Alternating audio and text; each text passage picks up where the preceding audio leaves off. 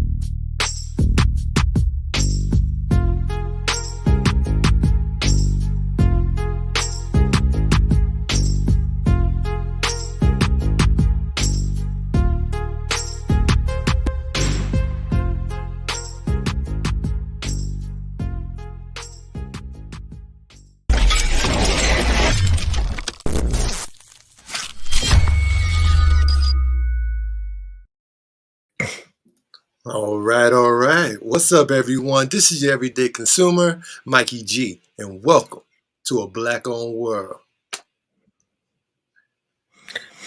What's going on? What's going on? Today, I'm here with a great guy. He's a YouTuber. He's also a fellow reviewer of Black-owned businesses. My man, MyBlack Univ3rs3. What's happening, everybody? Appreciate you, Mikey G, for having me on Black-owned World. Make sure you guys subscribe to his channel. Check out his content. He adds a different perspective to a lot of companies I've already reviewed. So I like that we can get more than just one person's opinion or viewpoint on similar products. And also, he's reviewed things that I haven't seen yet that I didn't even know existed. I got to go check out. So shout out to that brother. Thank you, man. Yeah, I feel the same way about yours, man. You put me on to a lot of Black-owned businesses that are out. I had no idea. Like you're wearing on your shirt, Ujamaa. Yep, Ujamaa. Yeah, Ujamaa Lighting. Hold on, let me move the mic real quick. Nah. Ujamaa Lighting. Yeah, I discovered them. I want to say about a year and a half ago. Oh yeah.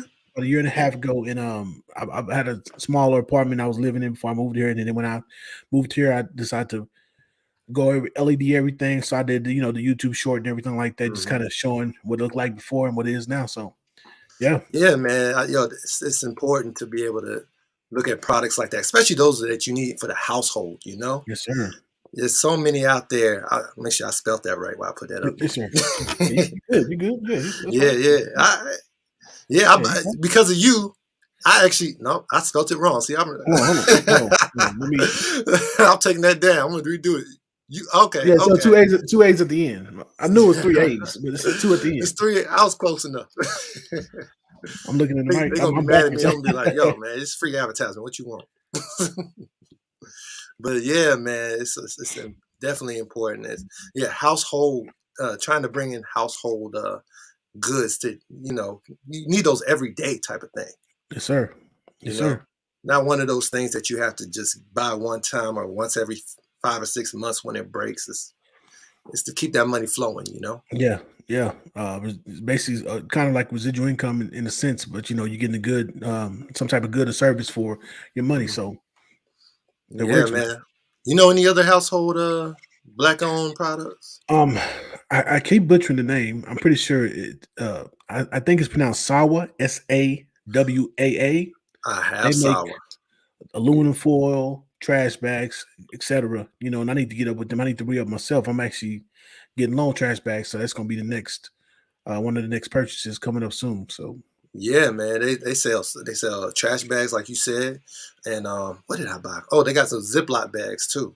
Yeah, I need to do that as well. Yeah, I get mad though. I was mad. I was trying to buy some new trash bags because I was getting low. Dude, turns out they're sold out of the trash bags I need. Both of them are sold, which is good and bad because it's like, all right, I'm glad you're selling out. I'm glad people know about you and you're making a profit, I assume. Yeah. But at the same time, like, come on, you gotta stay on top of that inventory, man. Yeah, because I need. I don't want to. If I hear my plug, I'm trying to come back to you and you ain't got it. But we understand because COVID got suppliers and vendors and all kind of things, stuff getting shipped. I ordered something from a company, I want to say about 2 weeks ago. They sent me the email saying, "Hey, don't forget to review our product." I'm like, I haven't gotten it yet. I know you said it would be shipped. I got the tracking information. It had moved, and so that's just a part of the. And of course, it's USPS. So I probably won't get it for another 2 weeks. But that's just par for the course, and it is like you said, it's on the business owners to find the workarounds and what can I do to keep my own hand inventory up. Do I need to double up? Do I need to take this month off and reinvest in my company to double up on my order or what I need to have in stock so I can keep up with the inventory? What do I need to do? And that's on that owner and the team. Hopefully they all got a team like Garner's Garden got an amazing team, and you see they are making. I remember 2013, man. I think he had like 10 people working for him, and now he's doing these commercial TV style commercials and advertisements on IG, and they just kicking butt. So hopefully these companies are developing teams and build and growing as they need to keep, like you said, because I want to be able to, if I'm gonna buy, I want to be able to buy from you. But if you don't have it, then what am I supposed to do? I got to spend elsewhere. Exactly. I'm not just gonna start throwing my trash out, like out I'm just gonna and leave with it my on the bare floor. hands. Like, come on, yeah, you I'm got to just gonna leave keep it on the up. floor. Just leave it on the floor right there. It's all good. But I mean, I like it, man. I love it. It's me. I like True. I've been using True for a little bit. What is this? They don't even put it in a bottle like this no more, man. Yeah, they They got the give you pouch. a They bag. moved to the pouch. Yeah, to the pouch. Yeah, Yeah. it's probably more cost effective. I need to re up on True, man. There's so much stuff I need to re up on. And but Hmm. the only thing is,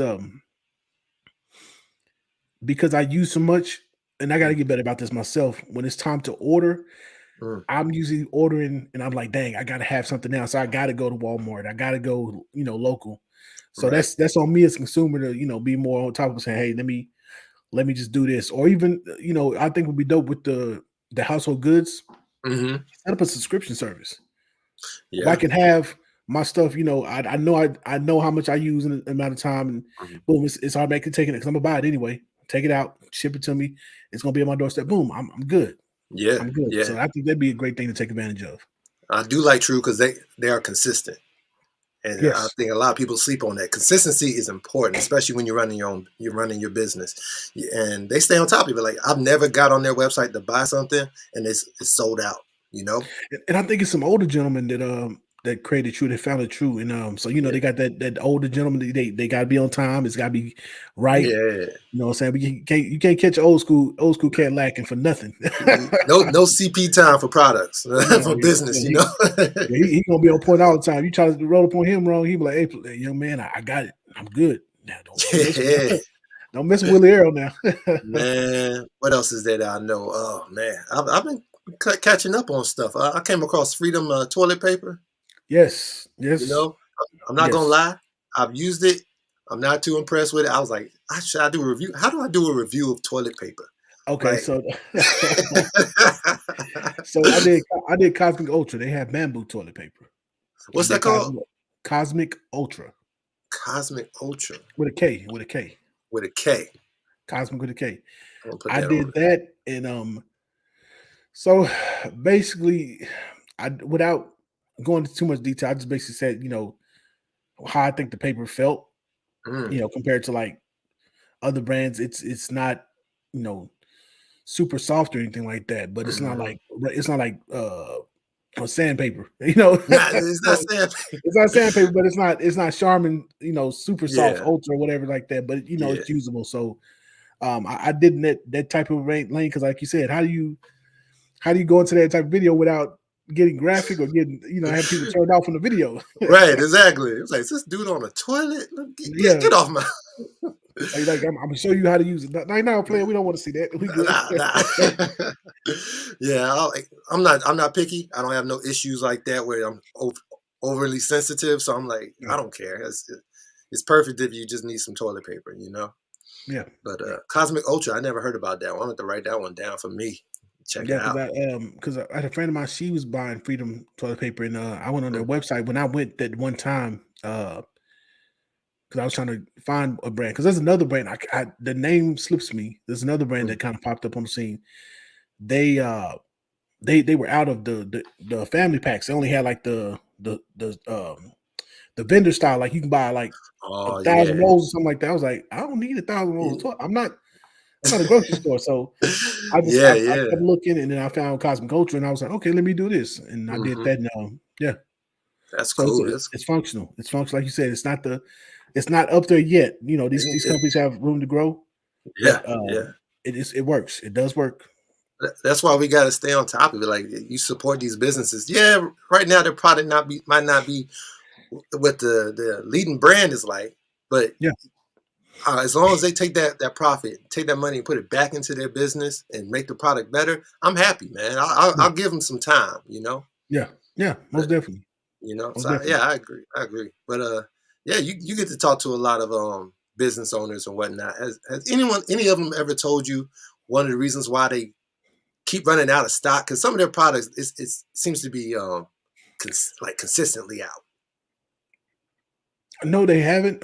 I like I said, I attribute a lot of that to just getting things shipped, man. Especially with Mhm. gas prices. So I think it's a myriad of things. Gas prices going up, Yeah. so shippers, what I'm saying, cats who are doing these, these hot shots, got these trucks and stuff like that, owner Mm. operators, they're going to want more for a load because now they got to spend more on fuel. So I think what's happened is all this happened so fast, the whole gas thing and cost of living going up, that a lot of smaller companies don't have the think tanks and they can have the meetings upon the meetings to have people say, okay, this is how we get ahead of it. This is where we allocate our funds.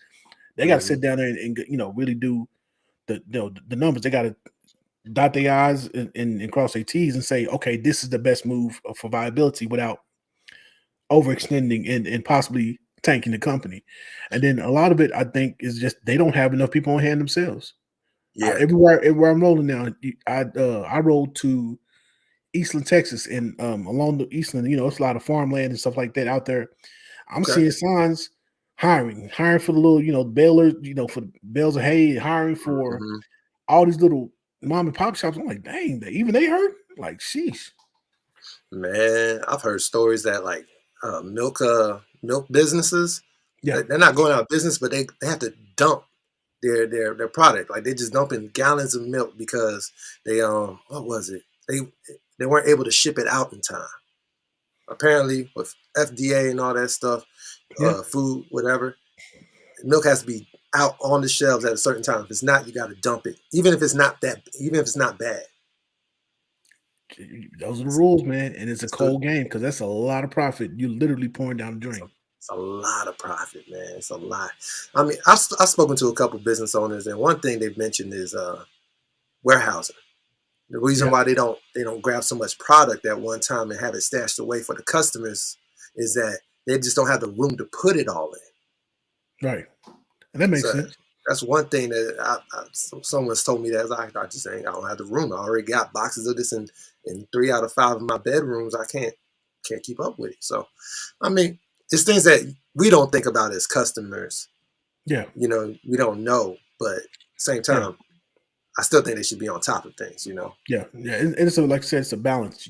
As a business owner, you have to be thinking like that. You should have enough confidence in your product and its quality that you're like, you know what, this is where I am now. My product is good. I'm seeing I'm moving it. Let me start scaling up and prepare to scale up and say, okay, let me have a contingency plan to what if I just blow up? I'm 6 months going hard. Right. And I'm moving steadily. All of a sudden people hear about me like, yo, we keep hearing about you. We finally found you. We trying to buy, I got a restaurant. Let's say there's a brand out here, Ellabee's. This brother makes some dang good barbecue sauce. And he's only local, right? Okay. Let's say 3 months from now, somebody got a restaurant trained. They say, look, man, I love your barbecue sauce. I want you in all our restaurants. Well, with his product being as good as it is, he should be of the mind to be able to scale up to that. He should be like, okay, I might have to leave my day-to-day job and just say, let's bet the farm. And it's a scary notion. It's a super scary notion. I get it because, if I was in a position where I could do this YouTube thing full time, I was right on the cusp of it.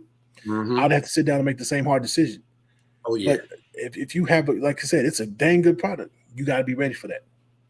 That's true. You got to be ready for that. That's the thing about being a business owner. You got to be ready, mentally ready to make a decision, a hard decision that could go really good or really bad. But if you are consistent, like you said, you have a consistent product, consistent quality, you're going to be all right. It's going to be a little rough. There's going to be some uncertainty, but you're going to be right. And the people will carry you. You'll be like, hey, man, I love your product. You got new flavors. You got this, that. Oh, heck yeah, let me get like 5 bottles. Let me get like 5 of them.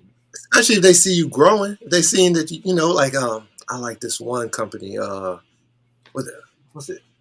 King's Crowning, right? King's Crowning. I think I've heard that name. Yeah, man. It was in my video about alternatives to wearing the bonnets out in public. Yeah, I've seen a lot of the advertisements like on IG and stuff like that. Yeah. I like this stuff. They got silk on the inside. Looks like a regular hat. Yeah. Can't even tell.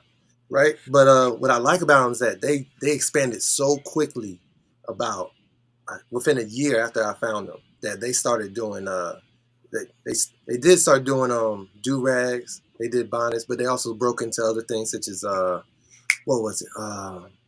They started doing a beanie, things like that, all in a year. Nice. They took that money, went right back into the business, gave out more products for their people, more colors, all those great things. And that's what you got to be ready to do. That another company similar to that is World and Vision. Shout out to those young brothers out of Louisiana Mhm. stand up. They started. I believe they started in college, and they just took a couple $100 and just started doing a few t-shirts there. And next thing you know, they got a warehouse. Um, they're on YouTube right now. You can check them out. Now they're mentoring other businesses that are trying to get into this. Hey, look, you're trying to do what we're doing. This is what Mhm. it's going to take. You know what I'm saying? This is how you need to move. And they're not so big headed that they don't get mentored. Like I remember I saw a video where the founder of God is Dope, that brand. God is dope. I haven't heard God that is one. No. God is Dope. That's a man. It's a pretty popular man, especially amongst Christians and religious folk. Okay.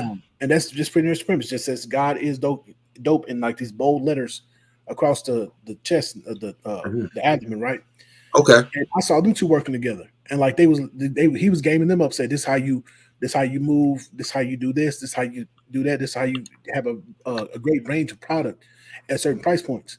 And I was like, that's dope because you see an older a brother who's been doing it for a while, Mhm. working with young brothers who are trying to get to where he's at, and he's not trying to gatekeep. He's not like, oh man, these little dudes Right. trying to Right. take my shine, man. Take my shine. And You then ain't he's done like, my no, work. You can't. You shouldn't be getting like me yeah, just yeah. yet. He was showing love and he was gaming them up, and they were Mhm. working together. And I was like, oh, I love this. I love because I got some World of Vision shirts. I need to get some God is Dope, but I got a few things from World of Vision. I like the look. I like their product and their quality. So Okay. and I support. And they did Yeah. something different. They could have tried to be ball players. They could have tried to be rappers. They could have tried to do anything, but they said we're gonna get into this, and we're gonna be 10 toes in. And now they got a warehouse. They got a warehouse. They got Mhm. teams. They hire folk, and they get the Yeah. product out. Yeah. That's great, man. Yeah. I like this one called 316 Collection. They're a Christian Okay. brand as well, but honestly, like I'm religious. I am religious. I believe in God and everything, but I'm not that deep in it where I'm like buying clothes. Their clothes are so good. I said, I'm buying this. I don't care what.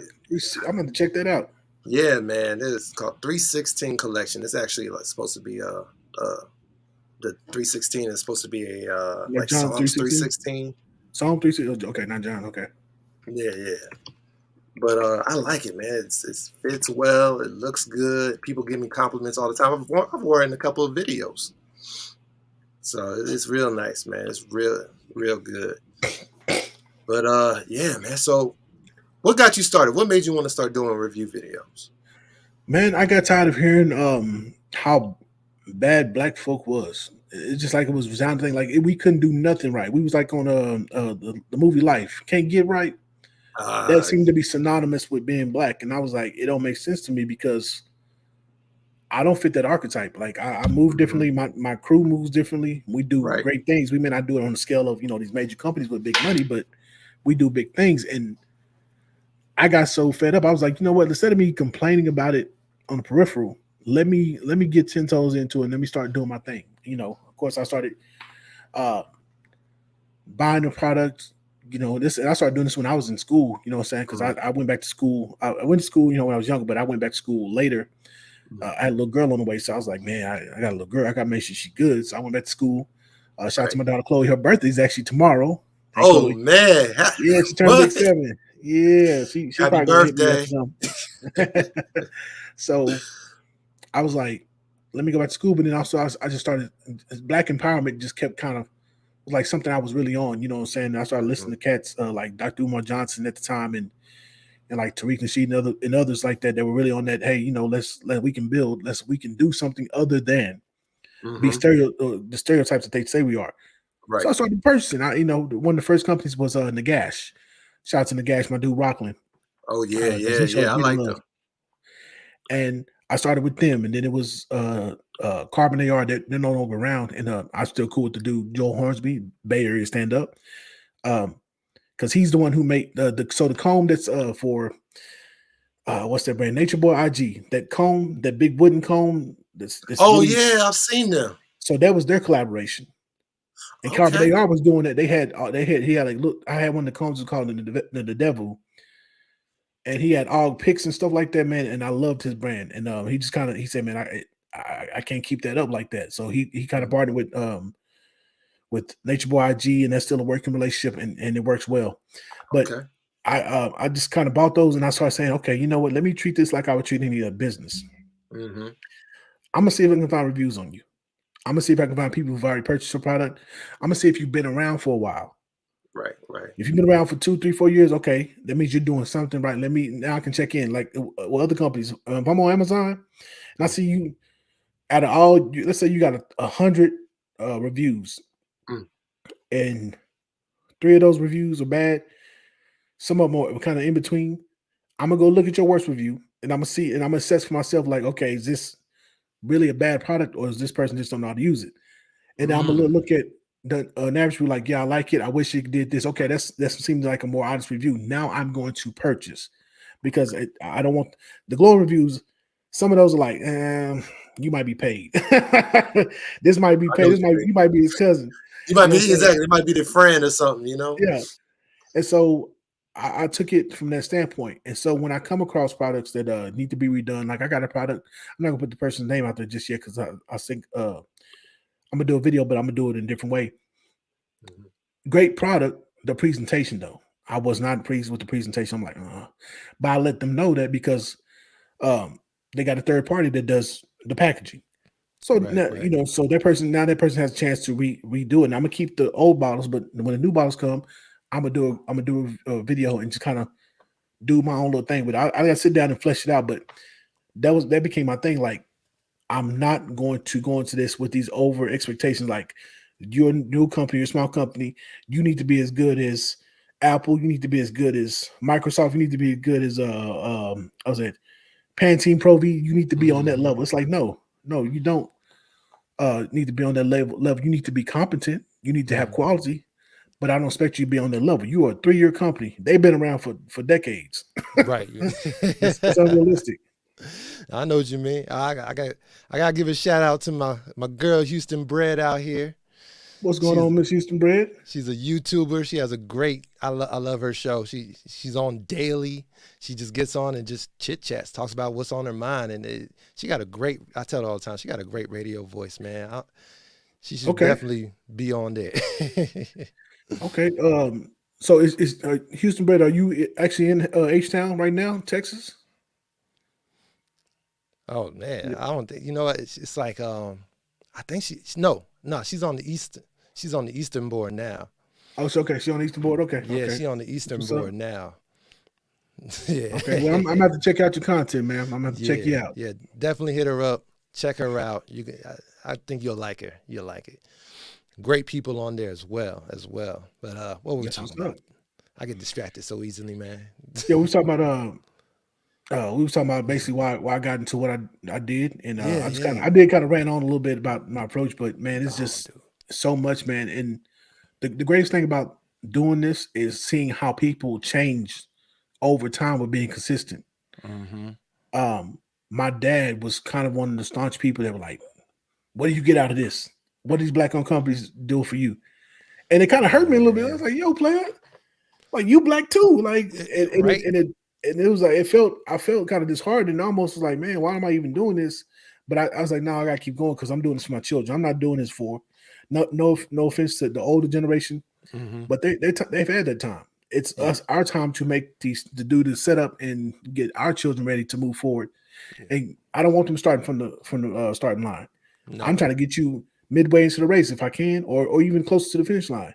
But I don't want you starting from where I started. That doesn't make sense to me. No, that's the most important part of being a parent is that your child should never end up where you died at. You know what I mean? Yeah. It should be ahead at all times. Yeah, and what got me, bro, was when he hit me up. He was like, "Hey, son, this is black anime on YouTube on YouTube. On Netflix." And I was like, at first when he said black anime, I was like, "Wait a minute, who's this on the phone? This ain't my dad. This can't be my father." Your dad watch anime? Yeah, he watched it, man. My dad, that threw me because Dragon Ball Z was a thing. Like, that was a thing. I didn't realize he was a big fan. So I came on one time. He had the whole collection. I was like, the heck? When was this? When I was growing up, I got fussed at for watching all these cartoons. What? But when he hit me up, he said, "Hey, it's this Lakeith Stanfield and all this." I was like, dude, okay, Pop. There's a black-owned anime studio all the way in Japan, in Tokyo, and it's a brother from here. Yes, Dark Shtajio, I think is what it's yes. called. I think I'm following that on social media. And there's another Mm-hmm. one that's actually local. His sister on TikTok. She got a comic book series. She's working with them. I'm following them. I'm looking at that closely. I'm looking at Mm-hmm. that closely because I want to support. Also, there's some young brothers who are making a fighting video game. What? Stop playing. They're making a fighting video game. It's looking really good. They're working on it. Because first they did it for fun. It was like, man, we just making some characters, and I think it's called Fighting Five or Fighting Five or Fighting Force or something like that. Okay. And so I'm following that. I'm following it. I'm because I want to support. I want to be there. I Mm-hmm. want these brands to be like the Black Sands. Yeah. You know, Yeah. Black Sands blew up. He's doing well, and then he's got all these different comic book creators under him that he's helping to elevate. And that's what we Yeah. need to see, man. I've heard of that. I've heard of the Black Sands. That was a real good comic book, man. Now, Yeah. as far as anime on Netflix, my favorite one, that the black one out is my favorite is Cannon. Something Cannon Cannon. Busters. Cannon Busters. Cannon Dude, Busters, man. I got a Cannon Busters rug I had made by brother. He's in fact he's on the East Coast. He's in North Carolina. oh yeah? Yeah, Dreamweaver Quan. That's his name. Dreamweaver Quan. I'm gonna throw that in here right now. Check Dreamweaver him out. Quan. I gotta send you his information on IG. Man, I'll do an interview with him. Shoot. Dude, I like that Cannon Busters is good. You know it's a good anime when they got a great intro song. Yeah, yeah. That intro, I be dancing to that. Yeah, it's dope. And a lot of people try to give flack because they wanted to be more like a Bleach or something like that, but it's not. It's more like a Cowboy Bebop style of anime, where it's more storyline, more plot, and then it really start picking up at the end. I'm waiting for season 2, man. I'm gonna have to go back and watch season 1 again when season 2 come out, just so I know what's going on again. So I'm waiting on that. It's really dope, and I like seeing that. I like seeing us actually getting out there, and we don't have our characters looking real crazy like on Dragon Ball Z, Mr. Popo. Dude, yeah, exactly. Yeah, I don't even count him as a black character. You know what I'm saying? You look at that, you like, I know what you were doing when you drew that. Yeah. You're like, okay. So yeah, man, it's good to see us making these moves. It is, because we need to take back control of our image out here. Absolute, brother. Say it again. We need to take control of our image. Right now, we are letting everyone else have a say on what our image is, what we like, what we are into, and it's only making us look more and more foolish. It seems like. Yeah, because so the thing is, people try to treat black people like a monolith. Like we're all just, you all do this one thing, and you all do this other thing, and that's it. It's like, no, there's variations to us. There's colorful personalities. There's there's the introvert geniuses that they don't work real well with hanging out with a group of people, but they can draw, the New York skyline. They can look at like that one young man who's autistic. He took a ride around New York and he drew New York off of just seeing it one time. He drew the whole New York just from riding in the helicopter for 30 minutes. Crazy. I'm not that talented. We're not a monolith. We do great things, and it's not just musically, and it's not just athletically. Right. Artistically. There's a sister who's also I believe she's in South Carolina. She's a painter, and I forgot this his name. It escapes me, but she paints, and she's killing. That's what she does full time. That is how she earns her living. She is a full-time painter. Okay. And all her original artwork sell. I got a piece. I kind of did a mini video on. I got the poster style. I got a reprint. And I got that. I got to get some more work from her. But she said some of it she'll do on IG. She'll show when she's finishing it up. And it's sold before she even started doing reprints. Okay. That's how much she's built herself up. And she bet on herself to do painting. And now she is a full-time painter. Yeah. So we're not a monolith. We do everything. We do. Everything. We do. Yeah, man. I'll tell you what, like back to the controlling our image thing. It shows a lot. Like, and I say this. That with the whole Will Smith thing that just happened, right? Whether you agree with what he did or not, he's got to have some form of consequence for his actions. You know what I mean? You can't, because if they just leave it alone, no repercussions, it's saying that it's okay to do things like that in public, and people are going to try that. They're going to test it. And a lot more people might get hurt. Like, they said some people they had an issue with it, like, no, don't take his Oscar. Look, he'll get it back next year. All right, it's real political in there. Yeah, yeah. But there's got to be some consequences for slapping another black man in front of everyone on a world stage. We can't let that go. Whereas people think, well, Will Smith didn't get in no trouble as long as I'm protecting a black woman. It's okay for me to do this. Like, nah. Yeah, it's got to be a level of decorum. I think suspending him would probably be a great thing because so with this, I don't think it needs to be at the level of criminal because Chris Rock he's not pressing charges, but I do think like, bro, we got to pull your coat a little bit, and like the people got to pull your coat a little bit. Like, hey, bro, come on now, because I get it, and people, there's back and forth. Like, oh, well, he's protecting the black. She wouldn't, and it'd be different if Chris Rock tried to run up on Jada. He pop. Everybody would be like, yeah, you asked for that, bro. You ran up on this man, woman. And it could have been a more tasteful joke. Yes, it could have. But I like I said before we got on, I said I felt like this was a night he just wasn't feeling it. You know what I'm saying? And he knows Chris Rock will come for anybody, and especially he's came for them like 2016, the Oscar So White thing that was going on. He came for them then. I feel like he should have known, or he should have been prompted like, hey, Chris, let me holler at you real quick before we get started. Before this even go down, I'm not feeling it today, bro. This is your first and last one. I'm not feeling it today. Man, don't come for us.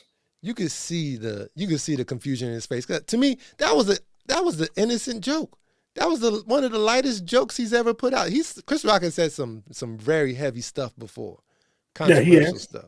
So yes, and and that's what they get him for the edgy jokes. He's like right on the cusp of cancellation, so to speak. Yeah, but he's like, that one, the G.I. Jane one, I'm like, dog, that was not that bad. Yeah, I think there's been worse jokes. There's been worse jokes, and there's people who lobby that she doesn't have the same energy for him. Like when George Clooney was talking greasy, it was his wife, right, mother-in-law and daughter on there. How can you stand Will Smith? And he was really, if people think he might have been quote unquote joking, but he low-key was saying it with his chest. Like, you keep harping on it, bro. And then she immediately was busting out laughing. It's like, wait a minute. You should have said, hold on. Okay, all right, now you getting past the joke point. Now you being serious, or you disrespecting my man. Right. And I feel like it's not reciprocated. His energy he has for her is not reciprocated. Now that's not my marriage. When they go to sleep, they sleeping on 7,000 thread count sheets. I'm not. So when it's all said and done, it's neither here nor there. But that whole situation, a lot of us do feel like it could have been handled a little bit differently. You know what I'm saying? Definitely. Like, still check them. I'm not saying that. You check that energy, because if one dude think he can get away with it, the next dude and the next dude and the next dude, you check it. But you check it, hey, bro. It's like they had a break. Hey, yeah, you need to apologize to my white player. You need to get right, all right? Because me and you gonna have a situation. In fact, you need to apologize on camera, or it's gonna be a problem. And then when he apologizes with that, then okay, all right, we'll check. All right, cool.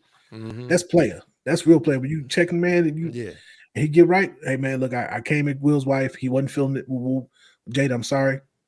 I'm gonna chill out, and then to continue with the show, man. So yeah, man, I agree with you 100%. That's how it should have went down. Sadly, it didn't, but what can you do, right? Yes, in the past now, there's been a lot of jokes and comedy, and so somebody made a Jersey Club Mix song. Somebody made a Jersey Club Mix of what he said. When he said, "Keep my wife's bleeping name out your mouth." Somebody made I gotta hear that mix, and I was like, it wasn't even 24 hours good. And I was like, dang, people are on it. People are on it. They're eating it up. But some people think it was fake, and I can see it because they'll do anything to keep things going, keep things running. Yeah. You know what I mean? But to me, it bugs me where it's like, it makes me wonder then, like, if Will Smith slapped a white comedian on the stage. Oh, that wouldn't happen. Would they react? Yeah, they wouldn't, wouldn't he wouldn't have done that. They wouldn't go that way. They definitely wouldn't allow that, And then also, we can hold the Oscars, to a point. It was like, hey, look, Will, we understand you upset, this, that, and other. How do you want us to pull this? We got him. We did hire Chris Rock for this to do the hosting, but we can also pull him down and say, hey, this is because it was his night, and it was his night to be awarded for a role that did not involve a black man being a pimp, drug dealer, escape convict, or something like that. So Yeah. that's another thing because nobody's talking about that.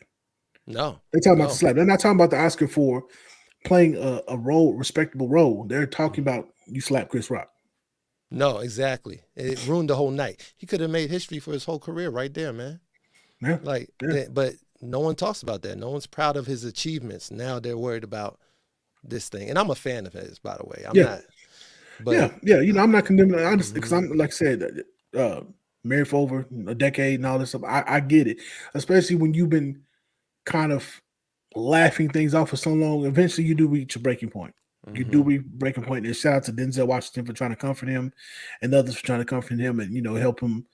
Let him know, hey, look, we support you. Yeah, he got a pocket. Whoop, whoop, whoop. Mhm. But you do reach a breaking point. Now, But take it out on them. Don't take it out on the black guy that's trying to handle his job and handle business, Take it out on August. Take it out on the tabloids. Take it out on all of take it out on I'm not gonna say take it out, but definitely like put that energy some of that energy towards your wife who put it out there to begin with. Yeah. Yeah, because and I've had this one lady, she was talking about basically, well, everybody knew it was open relationship. Yeah, but it's open between them. Even if it is an open marriage, it's in house. Mm-hmm. Exactly. You don't let them. If Will out there doing what he do with whoever he doing, it could be alien, right?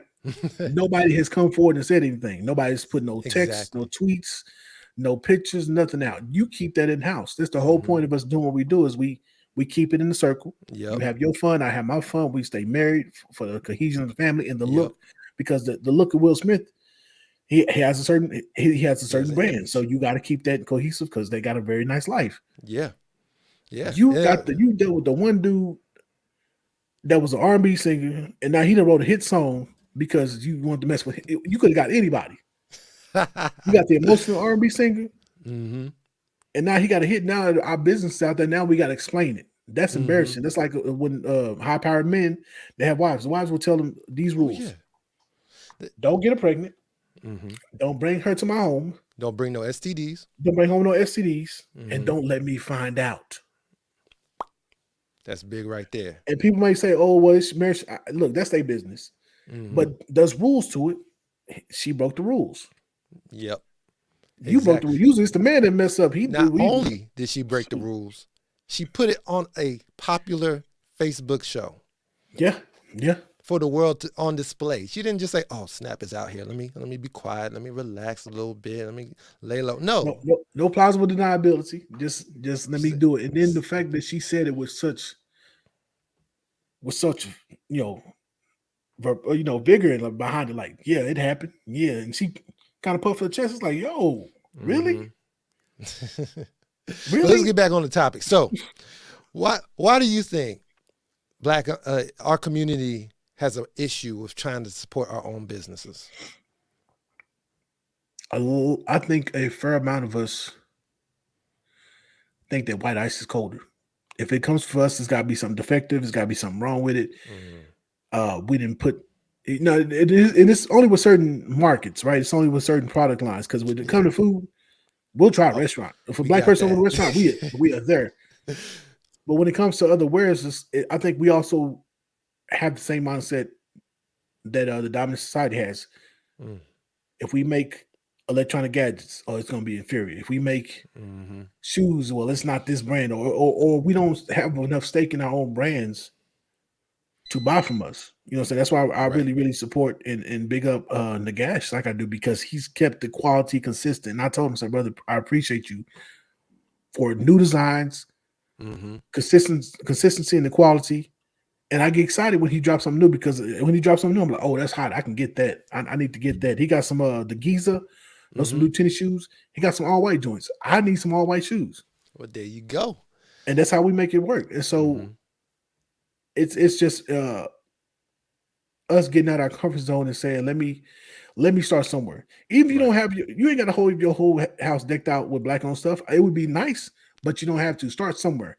Get some Sawaa. Get some trash bags. Get some aluminum foil. Get some everyday items. Get some Ivyee's. It's Ivyee. Ivyee's honey. Yeah, the honey, the toothpaste. Yeah. Oh, they got a toothpaste? Yeah. They got two different kinds. I did a video. They got toothpaste and toothbrushes. There's another brand that got bamboo toothbrushes. Get some toothbrushes. Get some toothpaste. Do something. You know what I'm saying? If you feel like you just got to wear the other people's brands, I do what you do. But you can get some lotion.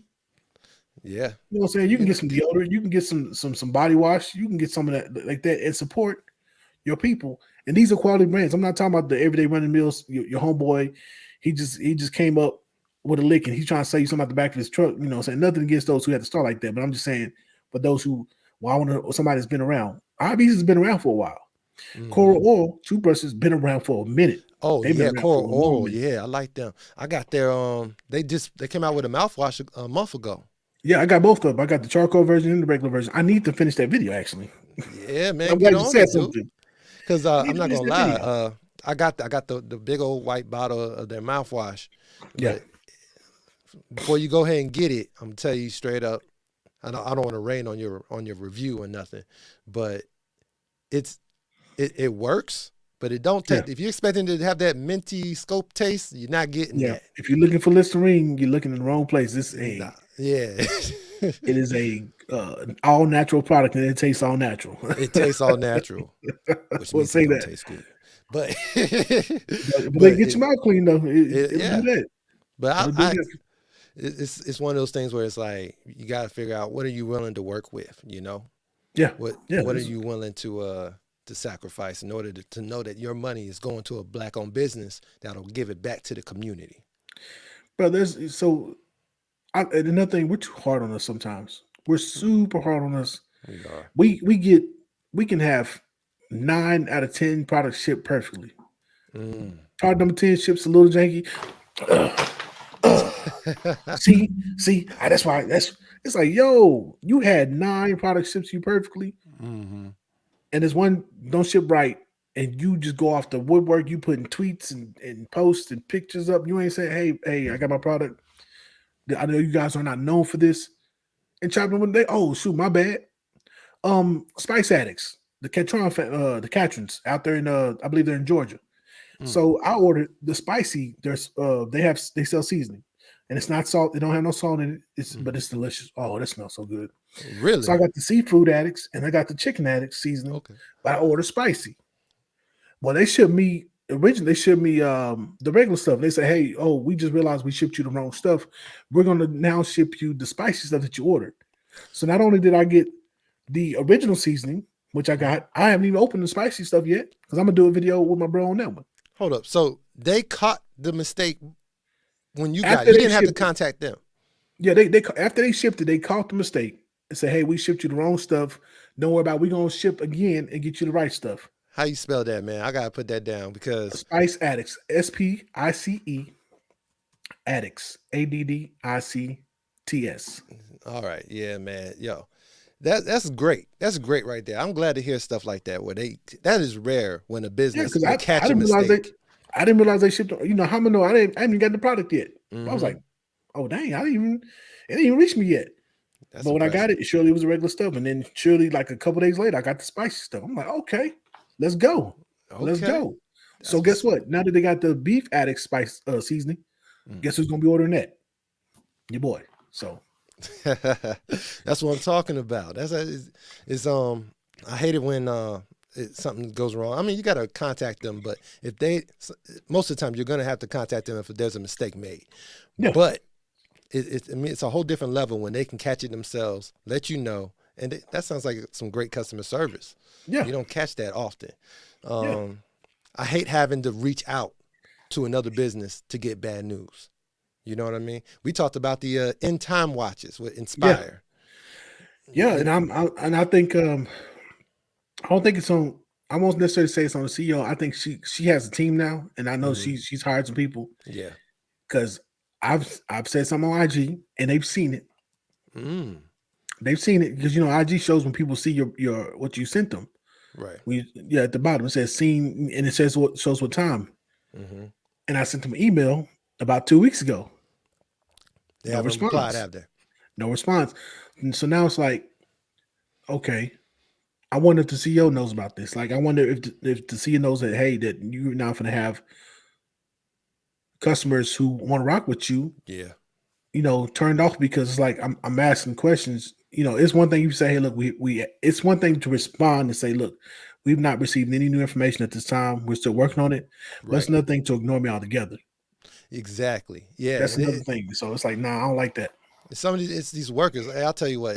If you're an employee for a black-owned business, be on top of your game. Always Yes. reply. Be professional as possible because what you say and do can ruin it for someone else. Yeah. For the business. And you're gonna go somewhere else and just put your resume in and say, I used to work here and I used to do this and move around. Yeah. They got to pick up the pieces. Yeah.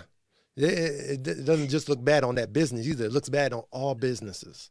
That's why people like you and me are trying to fight the whole stigma of bad black-owned businesses, Yeah. Like Inspire. I put Inspire on here on the ticker, not because, they gave bad service or anything. I'll leave them out if they don't give good service. But because most of the time they are on top of things. Yeah. What you get? I'm saying I don't know what's going on with this one particular thing. It's the one thing if you say to answer me and say we don't know what's going on, I can respect that, cool, because you're dealing with I don't know the whole inner workings of dealing with customers. Right. I don't know that. I'm not at that level. But it's one thing just to ignore my email or you don't have a response that you think I'll be happy. Don't let me know. Just be up, say, look, we're still working on it.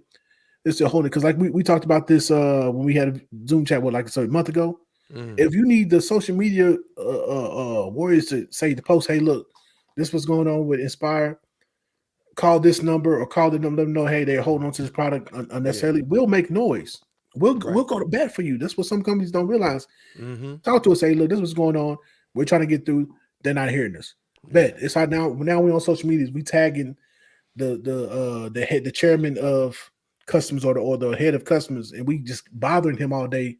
Say, hey, we need this moved. Yeah. And he gonna eventually get another note and say, whoever's holding this, let this go, because I'm tired of them tagging me on social media, on Twitter and all that stuff. I'm trying to do this. I got emails, 1,000 emails every day talking about when y'all gonna let Inspire get their stuff. When y'all gonna we'll do that for you. But you gotta talk to us and let us know what's going on. You gotta stay on top of it. And I think I'm gonna go ahead and show the people what we're talking about, because you and I both tried to order the end time watches from Inspire. Yes. They are smartwatches. They are nice. Let me go ahead and they look dope. They look dope on the screen. It is great. It looks legit. Like I bought another one from RayTec, which I'm not too impressed with it. I've already done the video. You done the video already? Oh, I've done the video. Beat me to it, homie. In fact, you know what? I was so disheartened. It took me 6 months to do that video because I knew I was gonna have to. Because I'd already put the picture on my community tab. I was like, I got to talk about it. I got it, whether it's good, bad, or indifferent. That's what I say. I'm willing to do. Yeah. Yes. Right there, the end time. It looks nice. It looks legit. They keep up with it. It's oh, that's not downloaded yet. All right, I'm gonna wait. There we go. Oh man, they got it in black, white. Like I wanted it as soon as I saw it. I was like, it's mine. I want it. Yeah, like I said, I pre-ordered both. I got both of them on order, and I'm waiting because I want to do the review. I really want to do the review, and it's like, talk to us. Just talk to us. Yeah, you ain't got to tell us the day to day, like who you talk to and when you talk. Just say, look, we reached out to the appropriate people. They're not responding. Right. I bet it's now we're going to do a different tactic. We understand as a company, you have to remain, you have to have a certain level of decorum about yourself. You can't be trying to attack people. I'm not a company. Well, I'm not your company. So I can tweet, hey, this is what's going on. If you order this is the person you need to contact and bother and let them know, hey, what's going on. Yeah. And then we'll do that. I'm just happy if you just send an update. Every 2 weeks or monthly, just say, hey, this is not this is why it's not working. I'm cool with that. I get it. You're not gonna clip this and send this and tag them in it, right? No, I might hashtag them. I'm a hashtag. I'm gonna take a clip and I'm gonna send it to them like, hey, this is what we're willing to do for you guys. Let us know what's going on, bro. Like you sipping on something, bro. Yo, you a little something right here, a little sipping on something. I'm on my days off. I'm enjoying myself. Hey, you got look, bro. Look, so I was on call last week. Okay, this is a black-owned whiskey right here. What's the name? Called Whiskey Wright. Whiskey Wright. R like RIGHT? WRIGHT. Let me spell it out. Okay. Bad. Yeah, man. Check them out. I like him. It is one of the smoothest. I actually interviewed this guy. He's out in. I'm not gonna put out where he's at, but he's real close to me. He's near DC. He's in the DMV area, right? Okay. So DMV, stand up. Let me tell you, this whiskey is nice. It is smooth. Got a nice hint of vanilla in it. Okay. Yeah, even, I'm about to check that even out. girls Bro. that are like, oh, I'm not big in whiskey. Oh, I get that. I don't like that burn and my and I'm like, just take a sip. Try it. So whiskey, I'm about to see if that's local, man. Hopefully he got some down here, man. I hope so too, man. I know he's branching out, but it's mostly on the East Board that I've seen that he's branched out on. Yeah. And I'm about to let there's a YouTube couple called Meeting Now. They have a lot of black owned brands. Liquors they tried. I gotta let them know about that as well. But we gotta get you a bottle of Legendaire, man. I don't think he's in the DMV area yet. He's actually, I think he's in New Jersey, New York, but he's trying to make his way around. But yeah, I'm about to get that whiskey right. We gotta get you some Legendaire. Yeah, man, give me some of that Legendaire. Yo, if I ever come out there, I'm gonna try to sneak a bottle over with me. But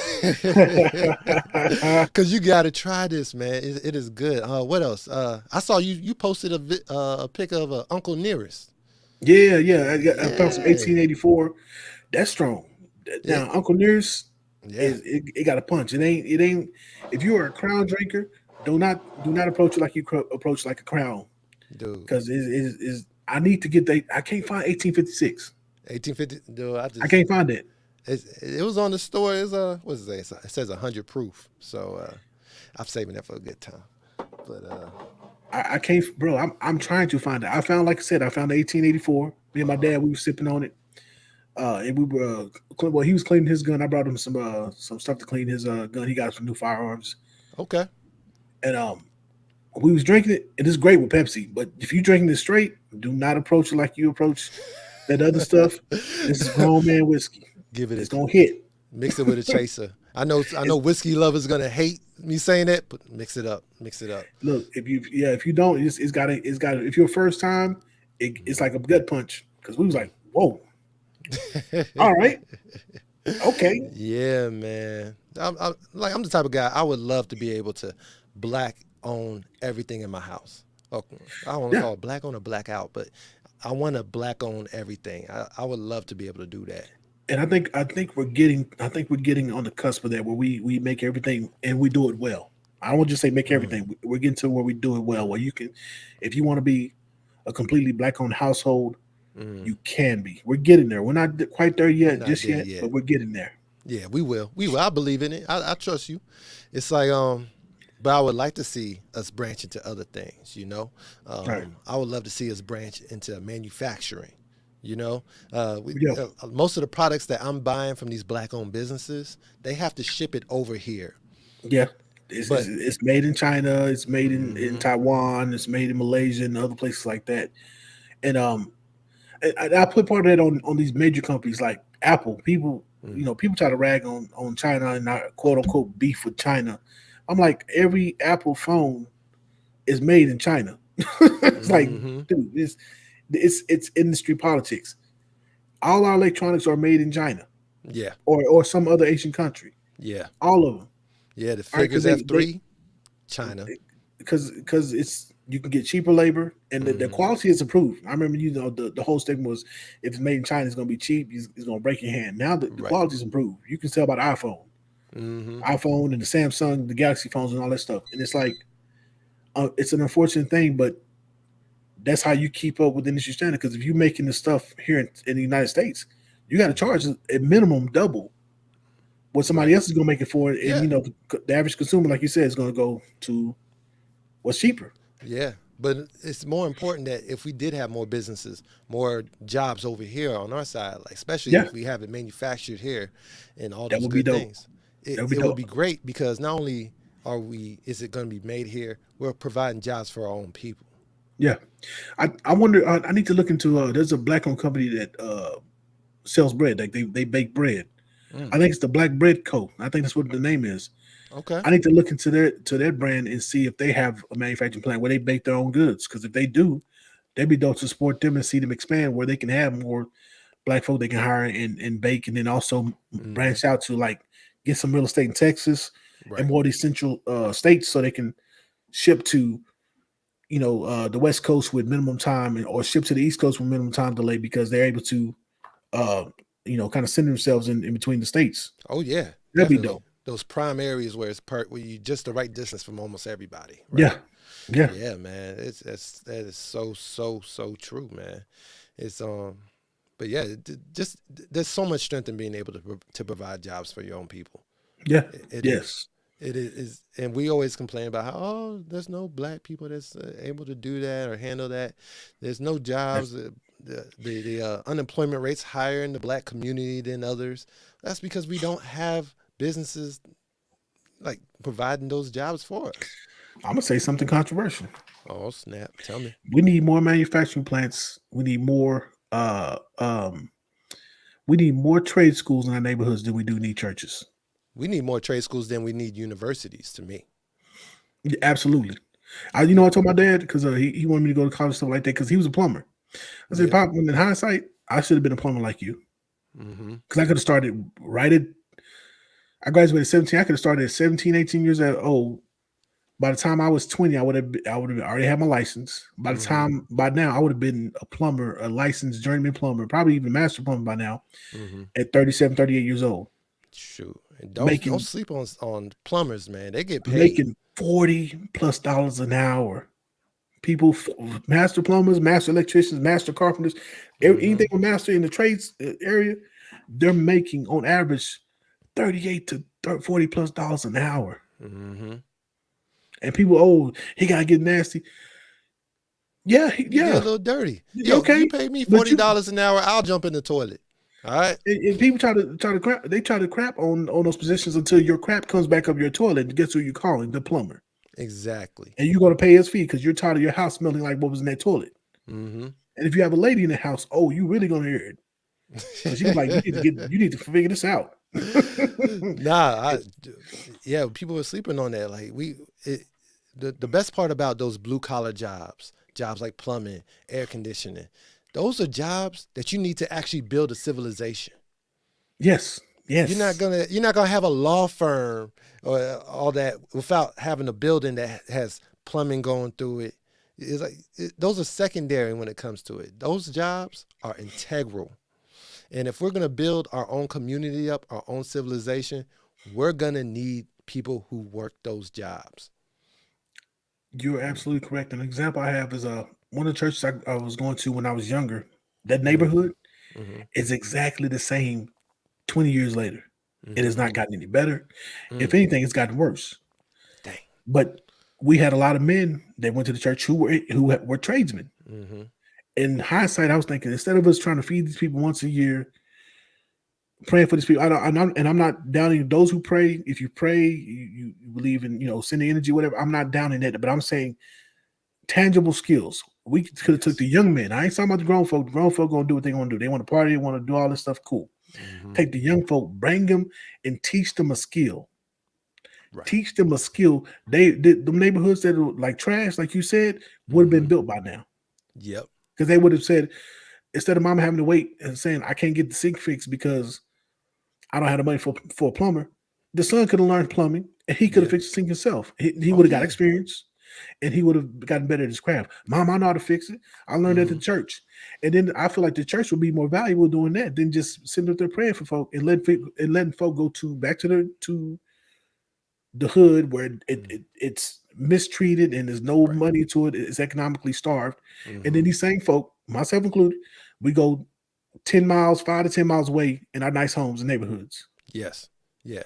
There's definitely those businesses that have more, that have the advantage is that they can actually give back tenfold to the community. Say, like we had an issue with Flint, Michigan, right? Yeah. Water went bad, all that stuff. If there was more black-owned plumbing companies over there, they could have went to the neighborhoods that were predominantly black and said, hey, we know what's happening. You guys call on us all the time. The majority of our business comes from you guys. For free, we're going to hook you up with this. We're going to put a filter in your system. We're going to do this.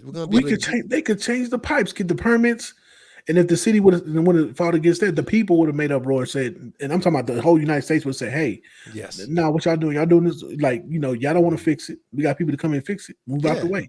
How long were they without water? I think it's still a problem. Really? In fact, no, I'm gonna let you know. You might be right, because don't think that just because the news packs up the cameras and leaves that the issue was resolved. It has not been. It just means that, okay, we had enough. We got enough people angry. We got enough attention over there. We're gone. But yeah, man, they dealt with that for a long time, and I definitely feel like, yeah, if a business said, look, we understand you're going through something. You guys look out for us. It's time for us to give back to you. I mean, so I'm looking at it. So December 2020, December 23rd. Politico has a article title that says Flint has clean water now. Why won't people drink it? So evidently they got clean water, but I guess people are afraid to drink it. I don't blame you. I don't, because there was a whole bunch of individual class action lawsuits that was approved for $626 million. No, I didn't know that. I just saw that. That was like the first thing that popped up. So, man, look, I'm glad it's fixed, but it shouldn't have took all that. Yeah, man. I mean, it shouldn't have took all that. It shouldn't take that at all. I mean, but yeah, that's why I say we need to get more into blue collar. We need more of our blue collars. If you're the type of person that says we need to have our own school system or our own school so that we can teach our kids what we want them to know, instead of what everyone else wants to push on our kids, politics and all that stuff, we need to build our own schools. Guess what? If your kids are going to school, that school better have some AC, right? Yep. They better have some running clean water, right? Yep. Bathrooms. Yeah. You're going to need somebody to clean out put in the baseball dugout and the baseball field for the school. Construction. Could be a black-owned construction company that handles that. Like you said, all civilization has to have construction. I went through some of the old neighborhoods I knew, and I'm driving. I hit a corner. I'm like, whoa! When did they put this building up? And it's 7 stories in there. I'm like, yo, when they put this? And Loki, I haven't been on it so long. I forgot what used to be there. Oh man! But it took construction. Like not too far from me, around the corner, they're building some nice apartments, and they're kind of reshaping the neighborhood. Right. But it's construction. Construction is key. Having the carpenters, having the plumbers, having the electricians, having the HVAC. Like my brother, he's going to school for HVAC. Okay. Because he asked me, we had an honest conversation last year. He was like, "Man, I'm thinking about going to school for HVAC." And then as soon as he said I said HVAC, I didn't even listen to whatever he was going to say. I didn't hear nothing else he had to say, because in my head, that is a skilled trade. Yes. You will always be able to work, because it's always somebody needs heat in the winter, and they need cold in the summer. Always, no matter where you go, they're gonna need that. And he was talking about. He kept talking. He's like, "Man, my friend talking about me." I'm saying HVAC. I'm looking at him. HVAC. You're not listening to me. HVAC. Because I said HVAC. In 10 years, you can be making between $35 and $45 an hour. With that management job, you might get fired. And if you're on salary, you work 24/7. You don't never. I used to work salary even in my field. Never do it again, because you're always on the clock. And then he heard me say that. He was like, okay, HVAC. And he's in school right now. I think he got midterms coming up. Okay. But he's in school right now. He's paying for it himself. And I'm proud of my brother for that. Shout out to my brother Vincent. You know what I'm saying? Yeah, man, definitely. I mean, and the best part about it, you harped on it, man. Being able to go that route, you can learn a skill that'll be able to feed you and your family for years. Yes. But also, you're not going deep into debt to do it either. Facts. You go to college, one semester can be like up to 10 to 15 grand now. Sometimes easy. And that's one semester. That's just regular school. Don't go to one of these Ivy League schools or a very prominent school. Like you go to a TCU, right? Or I think it's like 18. Last I checked, it was 18,000 a semester, or Harvard or something like that. And you're not finna go into some a career where you're making 6 figures off the bat. Yes. So you pay that back, man. You finna be in debt for a long time. A long time. It's like you digging yourself in a hole, and then when you finally get to start building, by the time you die, you still might not be able to see daylight. Yeah. And there are people who keep going to school because the school loans are just insurmountable. They're like, well, if I go back and get another degree, I can make another $5,000. But that's not enough. Nah. If you go to school for 2 more years just to make another $5,000, no, that's not enough. That is not enough. That's why I'll talk to you, man. If young men talk to me, hey, you kind of aimless, you don't know what to do, and you really good with computers, you check out IT. Get into that. Go into IT. IT can make some daggum good money. Oh yeah. You don't have to. You can get certificates. Yes. In order to be able to work IT, and they're not expensive. I was looking into getting. I was studying with A+ certs for CompStat or something like that. Anyways, I bought a book. What was that? Probably 150, whatever. It probably costs about 200 to go ahead and take the test and get certified. You get that piece of paper. A lot of people will pick you up for that. Yeah. Cloud security. What's tripping me out is I'm pretty sure you probably seen the young people on TikTok. They talk about hey, I work for Google now. This and another. My starting salary was $90,000 a year. But then I got a bonus for this, a bonus for that. It's almost like they're giving them bonuses just because, like, we're giving you a clean oxygen bonus, like a clean oxygen bonus. What's that? But it'd be $20,000 here, $15,000 there, $55,000. And I'm like, maybe I didn't pick the right thing. What have I done with my life?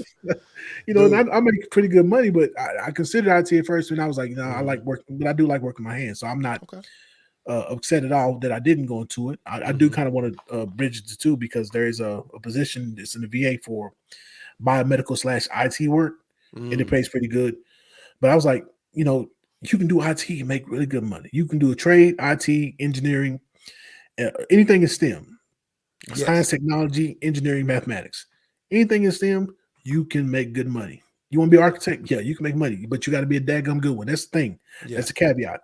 Don't come in there and thinking I'm gonna be a lackluster whatever and think you're going to be financially capable. You got to go in there and go hard. People got to hey, if people are calling you and bugging you saying we got to get this person for this job, that's the position you want to be in, because then you can negotiate the bigger contracts and make the best money.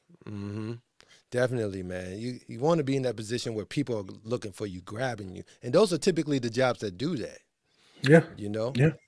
Learn skills, perfect them. My boy, my man, Yugi Man Team, he's in the comments. What's up, Adam?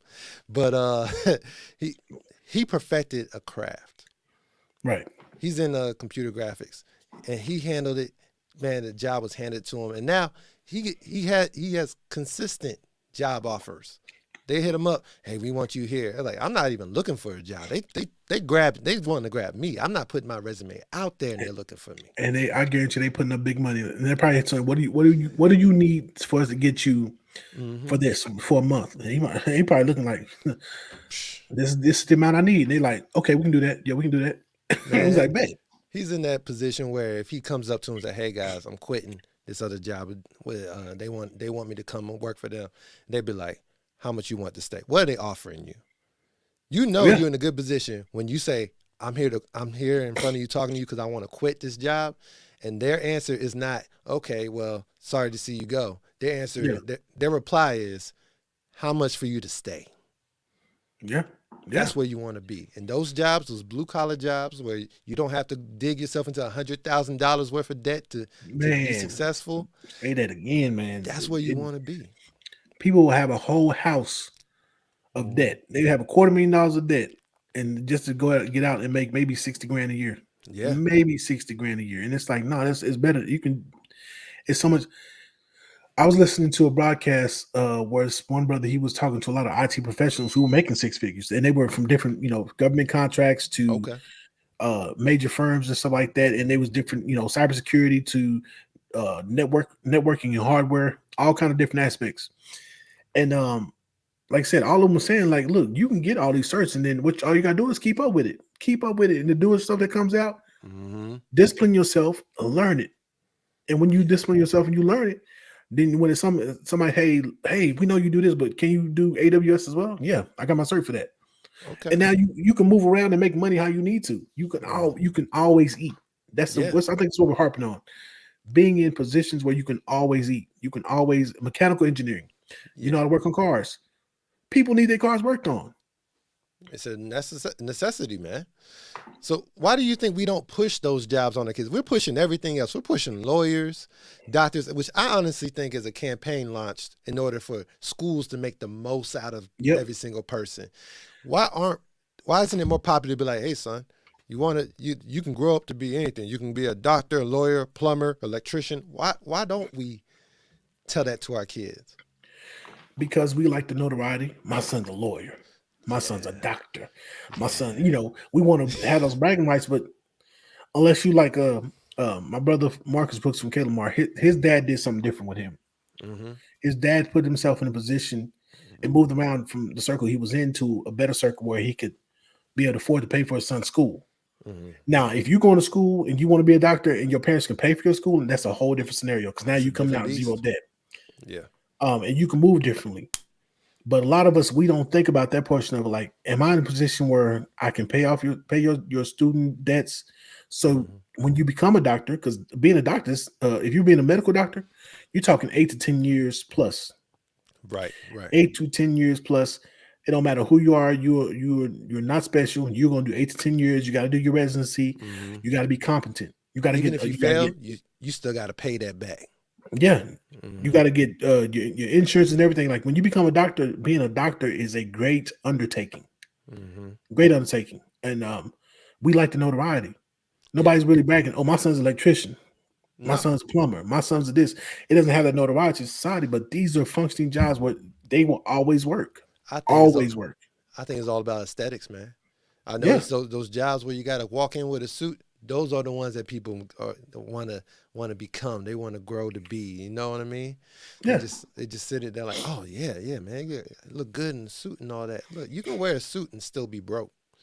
Yes, and most of them are, because what happens is the market gets flooded and it becomes a hiring market. Like, hey, we got 30 positions open for, let's say, criminal attorneys in your area. Right. They got 30 positions, but you got 300 applicants. They ain't got to pay you no money. Nah. You either going to take this job or there's 299 people right behind you waiting for you to move around. Mm-hmm. They graduated school. They got that email. Then in 6 months, you finna start paying these school loans back. $35,000 a year. That's what we're offering. And it's like, do you say no? Because you got them school loans. Your parents was looking at you. Oh, my baby, the lawyer. Now he's a lawyer. Right. He's a lawyer. What are you going to do?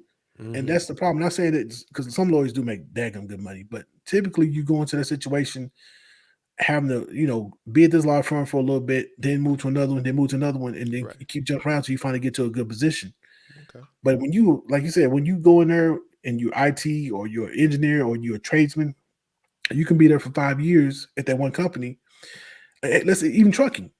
You can be at that company 5 years, make good money, and then you can decide how you want to move around. Like I said, in my field is part of engineering. I started out was called a biomedical equipment technician. Mm-hmm. All the general hospital equipment, that's what I was working on. Oh yeah. I knew I wanted to go to imaging. Eventually I got there. The money is different. You know what I'm saying? When you have a skilled trade or a skilled labor, whether it's IT, engineering, whatever, and you get to finally move into a position, and it takes time. It's not overnight. You gotta, like you said, you gotta earn your keep, pay your dues. But once you finally get there, the money is different, and you're like, oh shoot. I'm not worried about being a doctor. The money's good over here. Right. I'm not worried about being a lawyer. The money's good over here. So that's the thing, like you said, aesthetics. We want to look good. Oh yeah, it's all you got. That's what's portrayed on TV as what it is, what it needs to be, right? I'm gonna give a shout out to Team AJ real quick. Hey, there we go. He knows what it is. What's up, Team AJ? What's good with you, brother? We need more trade schools out here. I would say we need more black-owned trade schools. That definitely in these black neighborhoods, especially because when it comes to, especially with brothers who have been in the prison system, when they get out, one of the biggest reasons why people go back to the life of crime is because they can't make money. They can't get no work, and so they go back to what they know. Man, recidivism, that's what they call it, right? Mm-hmm. Recidivism, exactly. And if there was more of our own businesses out there that help our people out, because the other countries, other communities, they do that for them. Yeah, they're like, hey, welcome out. Hey, you're gonna be a dishwasher for a while, but we know someone who owns a restaurant. He's part of our community. He's gonna take care of you for a little while, and we're gonna see Yeah, where you where can it get goes there. from there. You can get some work and while you're getting the skill. And like I'm gonna say it again. So I know one neighborhood that has like 10 churches within a mile of each other in a square mile. Okay. You don't need that many churches. Like I said, take some of the churches, turn them into trade schools, or they can come in there and they can learn. They can learn how to work around saws. One of them can be carpentry. One of them can be electricians. One of them can be plumbing. You know what I'm saying? You really it'd be 10 churches competing for that neighborhood, and the neighborhood is struggling. You know what I'm saying? It's all kind of matter of debauchery going on. It's like, no, let's teach them a skill. Teach them how to work with their hands. Like, what does it say? Give a man a fish, you feed it for a day, but teach him how to fish, you feed it for a lifetime. Exactly. And teach them these skills not after they get out of jail, but long before that. Teach them these skills when they're in middle school, high school. Like knowing me during the summer, I got into things. Yeah. Why? Because you're bored. I wasn't there to learn. I was up there trying to sneak into girls' houses. I'm lucky I didn't get shot. But I was hot outside. I wanted to go inside, but I didn't want to go inside my house.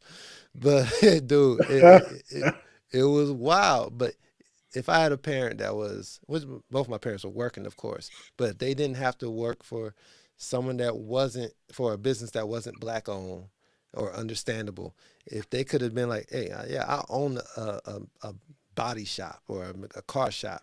Son, you're not going to be running around these streets. You're going to come work with me. You're going to come just learn a skill. Wow. And we wanted to learn. That's the thing about it. Most parents think, oh, they don't want to. They don't. Yes, we do. Yeah, we do. My oldest son, he act like he don't want to do nothing I got going on until I start doing it. He'd be like, that's interesting. Dad, teach me how to, now he's interested. He want to do it. All you got to do is teach your man, look, hey, we finna teach you how to do something cool. Yeah. What you see these cars that, especially if let's say they're big in the cars, well, you need to learn how to work on them, work how to do the body work. And then you can paint your own car. And then you show them the process. It'd be dope. Yeah.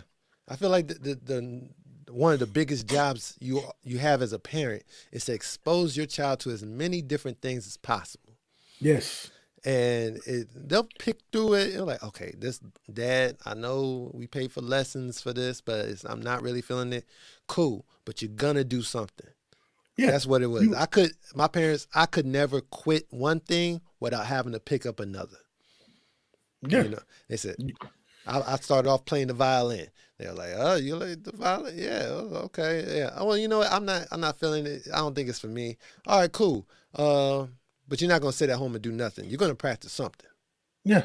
Yeah, and I think some parents have the misconception, oh, let them be kids. No, this is their learning time. Yes. This is when you shape them. You shape the foundation for them to become adult. This is where you kind of drill. I'm not saying you don't let them play and frolic a little bit, but you don't just sit them. That's all they do all day, because when they get old, that's what they think life is. Well, I can just play all day and everything else take care of itself. No. Nah, that's not how life is at all. Because being an adult is ghetto, and honestly. Oh man! So what made you? When did you start supporting Black-owned businesses? When I started supporting, man, it was 2016. It's in 2016. I started looking up Black-owned businesses and see who had what, and I was on IG. I think, of course, the phone's listening to you. So I think I was on IG, and that's when I came across the gas, and I came across it. I was like, oh, let me follow this one. And so, the algorithm tries to, whatever you follow and what you like, it tries to put that in front of you. Yeah. And I started seeing businesses one by one, and I'm on YouTube and liking videos, and so it starts suggesting similar content, and I'm looking at brands. I'm like, oh, what is this? Oh, that's cool. What is this? That's cool. What is this? That's cool. So that's when I started doing it, and it snowballed into learning, and it was an eye-opener for me, because I was like, man, wait a minute, we do all this stuff? Wait a minute, where's this been all my life? I had no idea how much stuff we have out here. Like, all right, figures blew my mind right off top. I'm not even gonna front. Right. The fact that there was a cell phone company, a cell phone service. What else? Yeah. They have their own TV. They got their own Wi-Fi hotspot. Like, it's ridiculous. I had no idea, but we have a lot more than I give us credit for. Yeah. Yeah, it was eye-opening, but it was also, it felt good to see it, because it's like, okay, this reinforces the notion that I had that we're more than just athletes and and musicians and artists and stuff like in the sense of performative art. So I was like, yo, that's dope. We do this, we do that. That's dope. Yeah, it actually gave me a little bit more hope because it opened my mind to a lot of different things. It made me wonder what else do we have that I'm just oblivious to. Yeah, You know, yeah, I grew up straight up all biggest brands all the time, man. yep, And I wasn't even that deep into it. Like, you know, Jordan was big, Nike and all yep. that. I didn't go to school wearing the biggest name brands, but that's what was all that was around me. So it, I was more raised to focus on the community and thinking about, okay, where I put my money is important. Right, And that right. wasn't that I didn't learn that till I started this 2 years ago. That's when I really started focusing on this because I sat around and thought a lot about what it is that our community isn't doing that these other ones are doing because to become more successful. What is it that how is it that a community that's built off families that come here within 1 or 2 generations become more successful than the majority of a black community that's been here for hundreds?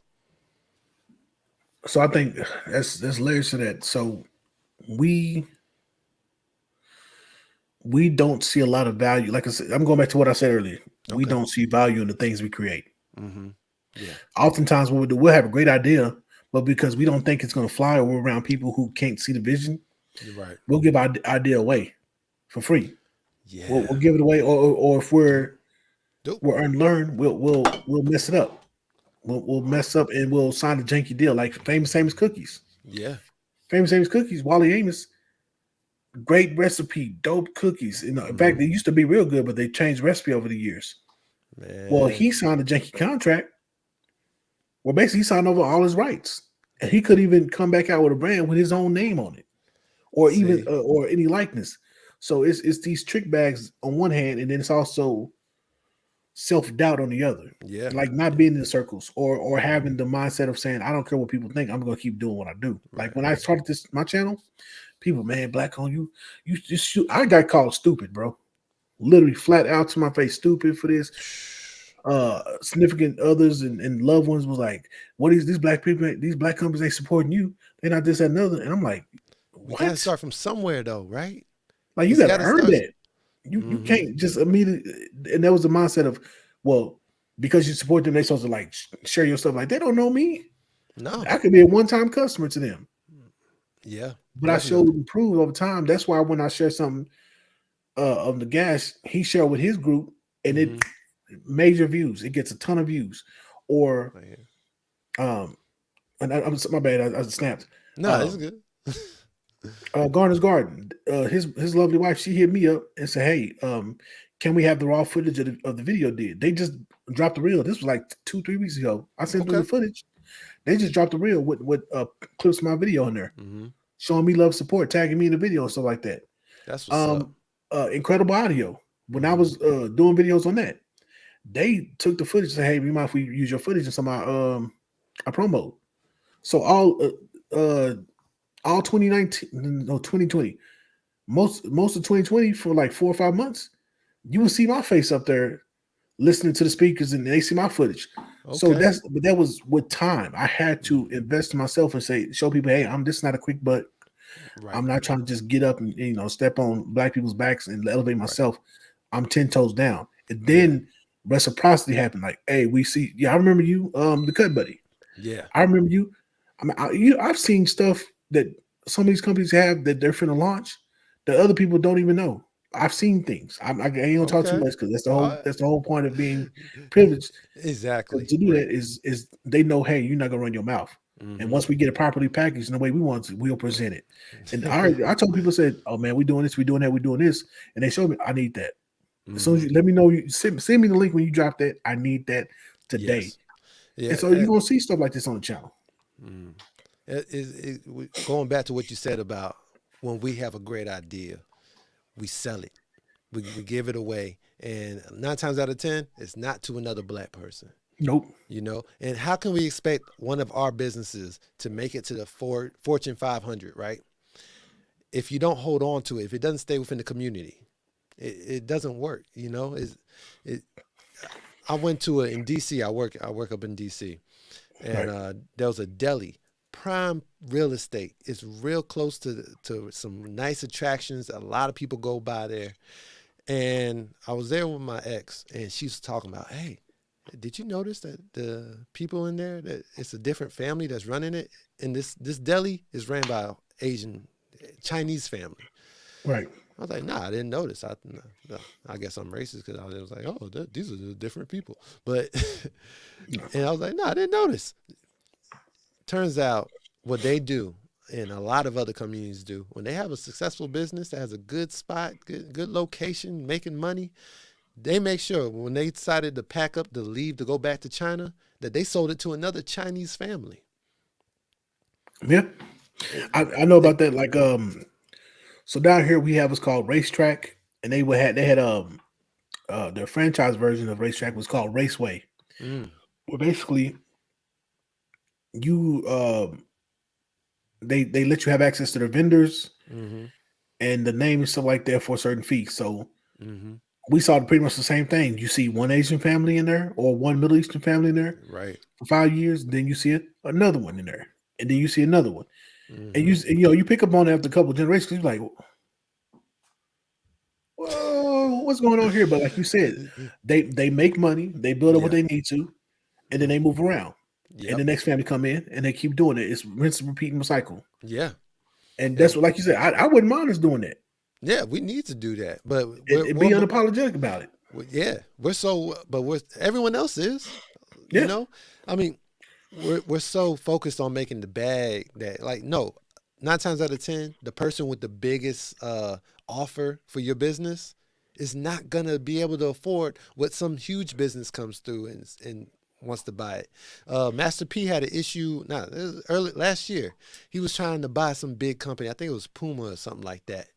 And yeah, I was hoping he got it. I don't think he got it, but no, I don't think so. Or Reebok or something like that. Yeah, anyway, he didn't get it, but because he doesn't have that kind of money that these bigger companies have. So, but if we could change it up a little bit, we could give a little bit of a difference. Like, hey man, I know you offered 100. This guy's offering 150, but I like you. Maybe at 130, if you can scrounge up a little extra or something, Yeah, let's work a deal. Negotiate, man, because sometimes people like, they negotiate. That's where they come in there because they're like, let me see if I negotiate. Hey, look, we try and keep the neighborhood, man. Can you come up with this? Yeah. Bad. Look, man, give me 24 hours, give me 48 hours, and then you come back with the bread. Boom, good deal. Because heck, speaking of, there was a black, I think it was a conglomerate of black entrepreneurs that was going to buy a mall in Los Angeles last year. Ooh, okay. And they had the money. They had will of their amount. They made a bid. The bid got turned down. Here's the rub. A non-black group came through with less money, and they sold it to them. I wonder. And this is documented. This article. I need to find. I need to get the article name. But it was a big thing. It's like, wait a minute. We came in with the bread that you asked for. You turn us down. Somebody comes in with less money. Yep. And you sell it, no problem. We need to get like that. We need to we need to circle our wagons and build ourselves up because we can. Yeah. Like you said, everybody else do it. Yeah. K. Lamar said negotiation is key. K. Lamar, that brother right there holding on to that lovely young lady. That is Marcus Brooks from K. Lamar. Oh, okay. That's K. Lamar, huh? Yeah, that's the brother I was talking about. That his dad, shout out to Pops. He's like a dad to me as well. Okay. Who made sure he didn't have any school loan debt. So Marcus, we were talking about you earlier, not in a bad way though. Not this time. It's a good way. It's a good way. I promise you. But dude, it's wild how these are things that we should have been taught as kids. Man, things we should have known. We'd be so much further. Like me, I feel like as a child growing up, my focus was everywhere that it needed to be. Like parents, of course, pushed education on me, get good grades and all that. But I should have definitely been thinking more with an entrepreneurial mindset. Somebody said it best. Said if our parents was pushing financial literacy the same way they push religion, we probably all be millionaires. Yes. Yes.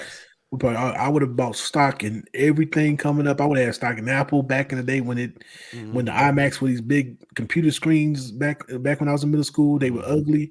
I would have had stock in Tesla when it first broke. I would have had stock in just because diversify your portfolio just because. And I'd probably be a multi-millionaire by now. Marcus Bradley, you probably seen his contact, MKBHD. Yeah. He How you dropped a think I video. do my reviews? I was like, I'll watch some of this to get, because I got started. I was like, man, I don't want to be out here looking stupid. Let me see how he does it. I'm like, all right, I'm not on that level, but Yeah. He got $30,000 robots and cameras. But he was talking about how the Tesla Roadster, the new one, was announced, and you could reserve it in 2017. And if you reserve it for $245,000, you got to wire the whole thing over. He said basically that was a 5-year interest free loan. But if you would have took the same money and put in their stock, you probably have about $4 million right now in 5 years, $245,000. So if we were taught that to move our money that way, man, brother, we man, talking about the plumbers would be sitting around with Cadillacs, Lexus, and Mercedes Benz. Right, yeah, man. Hey, we probably have my own affordable car by now. Actually, we probably have our own affordable car by now. What kind of black-owned business would you like to see out there that's not out there right now? We do have a car manufacturer, but he's very high end. He's he makes pretty much a hypercar. Shout out to that brother. I think he's in California, if I'm correct, and I think him and Master P, they met and they're kind of working something out. Okay. One that isn't out yet. Here's the conundrum. I think it might be out. We just probably haven't found it yet. That's true. It's out there. That's the thing about it. It's probably already out. We just hadn't came across the board. It might be in the Midwest somewhere. It might be in the West Coast somewhere. I would like to see a car brand. I like a car, a name brand that's out there that everyone knows about. Like, everyone knows about Toyota. Everyone knows about that. I would love for us to have our own black-owned brand, because that is a whole industry within itself. Of course, it's an industry, but it has a cycle. I mean, you go buy a car, you're not just going to, most people can't just buy it outright. They got to get a loan, right? Say that there's a black-owned car manufacturer. They got black-owned car dealerships, and then there's a black-owned bank that backs the loans that help pay for it. The money keeps going into the circle and building. It grows. Because you got interest coming from the bank to the car. The car is going to degrade over time, just with any vehicle. It's going to depreciate. It's going to depreciate. Eventually, you're going to need a new one. And then you buy another one. And then they have newer models now, because people keep coming back. They can have newer models and better tech and newer designs. They can, change a lot of. They can have the crossover SUVs are like the hot thing right now. SUVs and crossover SUVs. Right. And then they can have the sports car, because sports cars are still, even with people getting SUVs, sports cars are still hot, and they're still a hot ticket. People like two-door coupes. They're still sexy. So you can, start doing that. That'd be dope. Yeah, man. I would love to see that. I think it would be awesome. It'll help grow families grow. You have kids, and you got to get your kids their first car. Yeah. Get them from a black-owned brand. It's like it helps teach them, like, hey, if you're gonna spend money, look for us first. Look within the community first. I think I was listening to somebody who was talking about how he was working with an Asian guy, and this Asian guy refused to eat lunch at any restaurant that wasn't Asian. He would drive 10 miles to go eat at the Asian restaurant.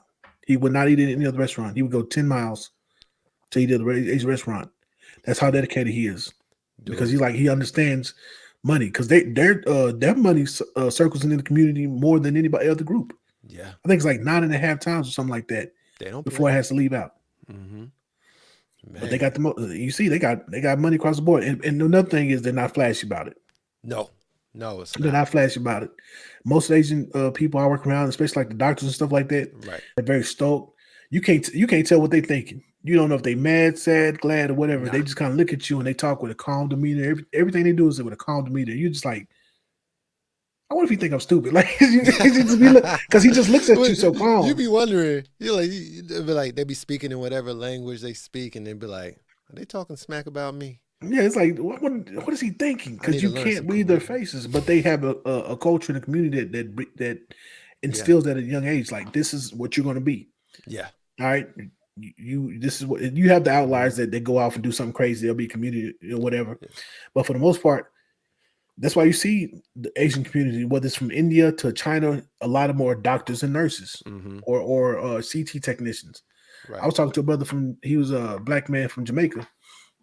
He's like, man, PRN CT techs, you go to school for a couple years, you can be making between $35 and $40 an hour. Okay. And I was like, for a CT tech? Now I work on the equipment itself, but for a CT tech, you can, if a two, man. So sure. it's they like you said, they see what the kid is good at, but they also push them and say, look, we understand you want to do that. You can still do that, but you gotta be able to pay them bills. Yeah.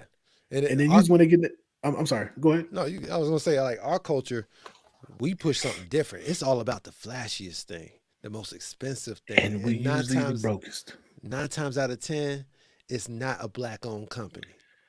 Yep. If we had that mindset toward our own gear, our own stuff, if it was as popular to buy from a black-owned big name brand, clothing brand, like if it was as big as Gucci or something, like, do I just need to change out the tag for you to buy this? Is that what it is? It's like, nah, that's too cheap. And it's brands that are trying to get there. And I shout out to some of the rappers who do support these brands. Like when T.I. had on Tote and Carry, he was doing it Hit Dog's Holla video. I like that. And I was like, because I was looking, I was like, that looked like a Tote and Carry vest on him. And sure enough, it was. That's the thing we need. We need to see the artists doing that. David Banner, his brand. One of the I forgot his I think he's a Cuban actor, not Cuban, Dominican actor, black man. He had on his jacket in a scene, but you knew it was David Banner. So I was like, wait a minute, that's dope. And he shared it on his profile, like, hey, look what we're doing. I dare you design. Desi Alexander, the comedian from up there from the Ivyee area, like you. Over by me, what they call? Desi Alexander, the comedian, light skinned brother. Oh, okay, yeah. He had on I dare you designs. He was doing a comedy. Mm-hmm. He had 2 of her fedoras.